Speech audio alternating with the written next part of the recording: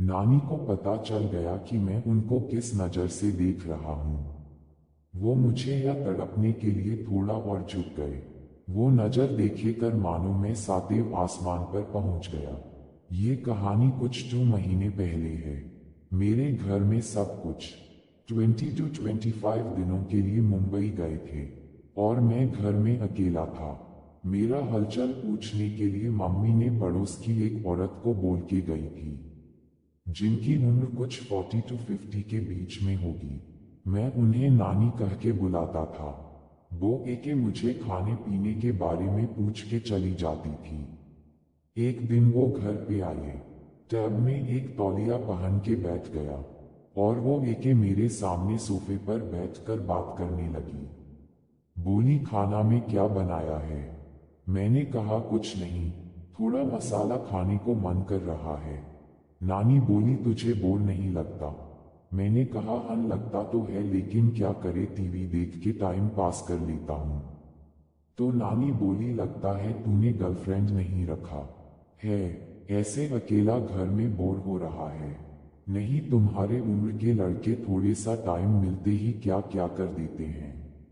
मुझे bad surprise नहीं लगा, क्योंकि वो हमें मजाक में ऐसे ही बताते हैं। उनसे मैंने भी मजे में रिप्लाई दिया हुआ कहा, ऐप जैसी एक्सपीरियंस औरत पास में हो तो गर्लफ्रेंड की क्या जरूरत। ऐप की उम्र की औरत में जो बात है वो बात कोई हमारी मुख्य नहीं है।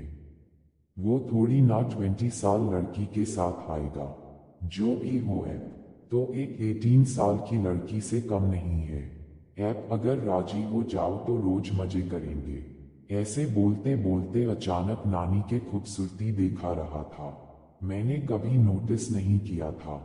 नानी बहुत खूबसूरत लग रही थी और उनका साड़ी थोड़ा खिसक गया था।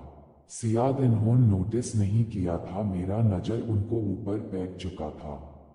उनका देख के मेरा साथी तौल में तांडव करने लगा। नानी को पता चल गया कि मैं उनको किस नज़र से देख रहा हूँ। वो मुझे या तड़पने के लिए थोड़ा और झुक गए। वो नज़र देखे कर मानो मैं सातवें आसमान पर पहुँच गया। नानी ने कहा, चल बहुत फेंक रहा तू, मैं चलता हूँ। तेरे नाना का ऑफिस जाने का टाइम हो रहा है। मैंने कहा, हम जाओ, नाना जाने के बाद हम बहुत मजे करेंगे। और वो हंसी चली गई। करीबन 30 मिनट के बाद नानी आई। दरवाजा तो खुला था। वो सीधे घर के अंदर आई। वो बोली, ये देखे तेरे नाना ऑफिस चले गए, अब हम बहुत मजे करेंगे। नानी दरवाजा बंद करके मेरे पास एके खड़ी हो गई। मैंने कहा, ठीक है नानी। मैं सोफा में बैठ के खूबसूरत देखने लगी। मैंने कहा, नानी अब बहुत खूबसूरत हो। और मेरी बात सुन के नानी मुस्कुराते हुए बोली, चल बहुत बोल रहा है तू। फिर मैंने नानी को बोला, नानी ऐप को नाना ने कितनी बार पूजा की है? नानी बोली, तेरा नाना तो रोज रोज मेरी पूजा करते हैं और मैं जल्दी थक जाती हूँ। मोटा है नानी। माई अजब आपकी इतनी पूजा करूँगा, ऐप को बहुत मजा आएगा। 10 मिनट ऐसे बात करने के बाद हम बेडरूम में चले गए। मैंने नानी को बिस्तर पर लेटा दिया और हम बात करने लगे। क्या मस्त नजर थी। कुछ देर बात करने के लिए नानी ने बोली, मुझे थोड़ा तेरा साथी का दर्शन तो करा। नानी की ऐसी बात सुन के मैं मेरे साथी का दर्शन नानी को कराते हुए बोली, नानी क्या नजारा है। नानी बोली, तेरा साथी तो बहुत प्यारा है।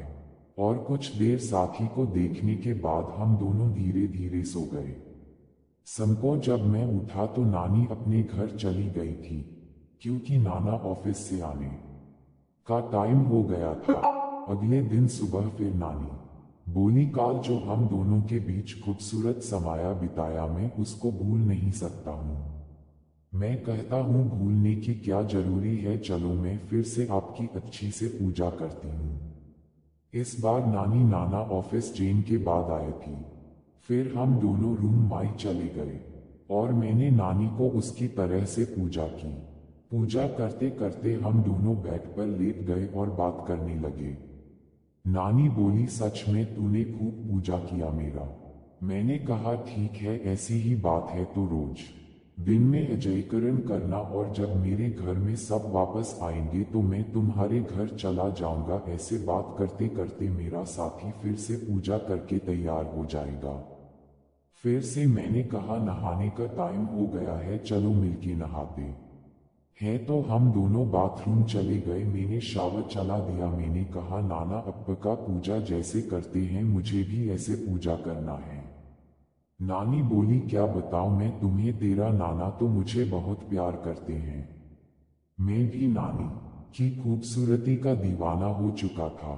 बाथरूम में बहुत पूजा किया नानी को, और नानी भी मेरे साथी में साथी बहुत मजे किए। और